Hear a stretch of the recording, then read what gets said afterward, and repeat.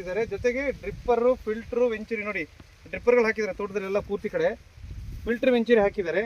So ಇದರಿಂದ ಅವರೇ ಖುದ್ದಾಗಿ ಈಗ ಅವರು ಜಮೀನನ್ನು ಇವರೇ ನೋಡ್ಕೊಳ್ತಿರೋದ್ರಿಂದ ಇದರಿಂದ ಆಗ್ತಕ್ಕಂಥ ಲಾಭಗಳನ್ನು ಅವ್ರು ಹೇಳ್ತಾರೆ.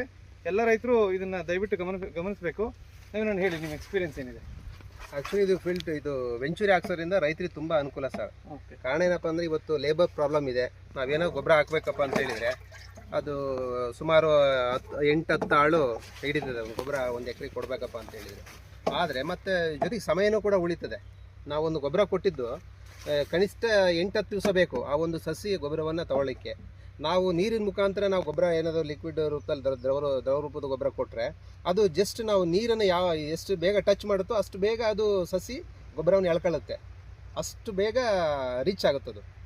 ಇದರಿಂದ ತುಂಬಾ ಬಹಳ ಉಪಯುಕ್ತ ಸರ್. ನೀವು ಮೊದಲೆಲ್ಲ ಸ್ಪ್ರೇಗಳೆಲ್ಲ ಮಾಡಬೇಕು, ಏನಾದ್ರೆ ಔಷಧಿಗಳು ಕೊಡಬೇಕು ಅಥವಾ ಡ್ರಿಪ್ ಮೂಲಕ ಅಂದರೆ ನೇರವಾಗಿ ಗಿಡಕ್ಕೆ ಹಾಕಬೇಕು ಅಂತ ಹೇಳಿದ್ರೆ ಕ್ಯಾನಿಗೆ ಹಾಕೊಂಡು ಗೊಬ್ಬರ ಕಲ್ಸ್ಕೊಂಡು ಅಥವಾ ಔಷಧಿ ಕಲ್ಸ್ಕೊಂಡು ಬುಡಕ್ ಹೋಗ್ತಾ ಇದ್ರಿ. ಈಗ ನೀವು ಈ ತರ ಈಗ ನೋಡ್ರಿ ಬ್ಯಾರಲಲ್ಲಿ ಔಷಧಿ ಕಲ್ಸ್ಕೊಂಡಿದ್ದಾರೆ.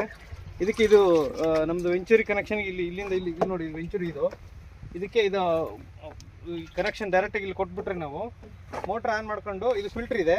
ಫಸ್ಟ್ ನೀರು ಫಿಲ್ಟ್ರಿಗೆ ಬರುತ್ತೆ, ಫಸ್ಟ್ ಔಷಧಿ ವೆಂಚುರಿಗೆ ಬರುತ್ತೆ. ಇಲ್ಲಿಂದ ನೀರು ಮೇನ್ ಲೈನಿಂದ ಬಂದು ಇಲ್ಲಿ ಫಿಲ್ಟರ್ ಆಗಿ ನೆಕ್ಸ್ಟ್ ನಿಮಗೆ ಬೇರೆ ಕಡೆ ಎಲ್ಲ ಹೋಗುತ್ತೆ ಜಮೀನಲ್ಲಿ.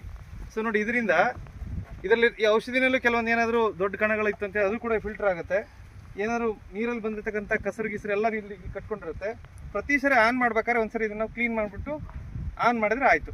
ಪೂರ್ತಿ ತೋಟಕ್ಕೆ ನಿಮಗೆ ಡ್ರಿಪ್ಪರ್ ಮೂಲಕ ಹನಿಯಾಗಿ ನೀರು ನೀಟಾಗಿ ಹೋಗ್ಬಿಡುತ್ತೆ. ಸೊ ಒಂದು ನಿಮ್ಗೆ ಲೇಬರ್ ಉಳಿತಾಯ ಆಗುತ್ತೆ. ಎರಡನೇದು ಔಷಧಿಗಳನ್ನ ಪದೇ ನೀವು ಕೊಡಬೇಕಾದ್ರೂ ಕೂಡ ನಿಮಗೆ ಎಷ್ಟೊಂದು ಲೇಬರ್ ಕಂಟ್ರೋಲ್ ಆಗುತ್ತೆ.